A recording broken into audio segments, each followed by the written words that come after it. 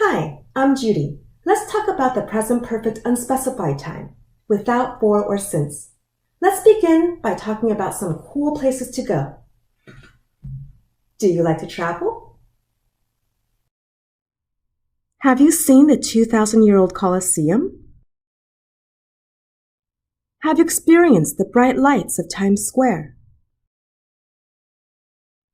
Have you ever felt the peacefulness inside a bamboo grove? Italy, the US, Japan. Have you ever gone to these places? I have. Where do you think I live now? Actually, I live near Irvine, California. I've lived here for several years. I have lived in Irvine since 2013. Have lived. What verb tense is this? You may have learned that the present perfect tense is formed with the helping verb has or have plus the past participle of the main verb. When there is for or since, it is specified time. The start time is said. You generally know when it began, and the focus is on duration, how long from the past to now. In this example, I started living here in the year 2013, and I still live here now. There is also present perfect without for or since. This is unspecified time. For example, I have lived in Italy. You don't know when I was in Italy. The start time is unsaid. Maybe the date is not known or not important. In this case, the focus is often on past experience. I have lived in Italy means that I lived in Italy sometime before now. I want you to focus on what I did, not when I did it. It's like an accomplishment, something I'm proud of. This lesson is about unspecified experiential time. Has and have can be shortened, contracted. For instance, I've lived in New York means I have lived in New York. For the negative, we can add not, which can also be shortened.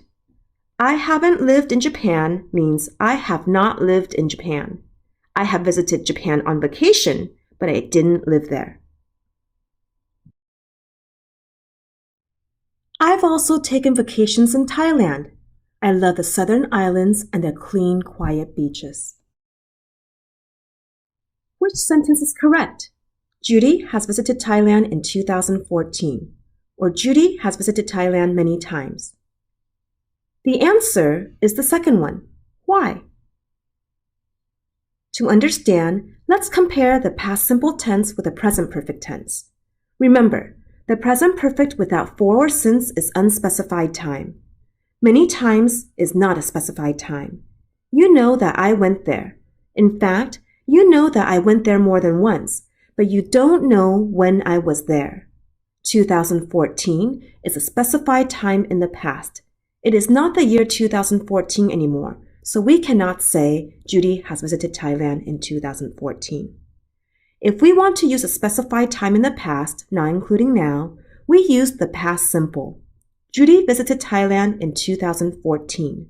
In other words, there is also a difference between finished time and unfinished time. For instance, my favorite Thai drink is the mango lassi. I make this drink for breakfast sometimes. I drank 2 glasses of lassi this morning. This sentence is in the past simple tense. I have drunk 2 glasses of lassi this morning. This sentence is in the present perfect tense, unspecified time. Which sentence means that it is still breakfast time? In the second sentence, this morning is unfinished time. It is still breakfast time. If I want to, I can drink more lassi for breakfast this morning. In the first sentence, breakfast is finished. It is not in the morning anymore. It is now in the afternoon or evening. I can drink more lassi today, but not for breakfast. We've talked about many amazingly cool places today. Let's review what we have learned. Do you remember how to form the present perfect tense? Here's a hint. Look at the red words. The present perfect is has or have plus the past participle of the main verb. What do we mean by unspecified time? That's right. There is no for or since that tells us about the start time. The start time is unsaid. We've talked about many cool places. The time is not important, not known, or maybe not finished yet. The focus is on the experience of us talking together. I've gotten a lot of stamps in my passport, and I've shown you a few of my favorites. But there are still many blank pages. Where should we go next? Maybe next time we meet, you can tell me about all the wonderful places that you've been to. Until then, bon voyage.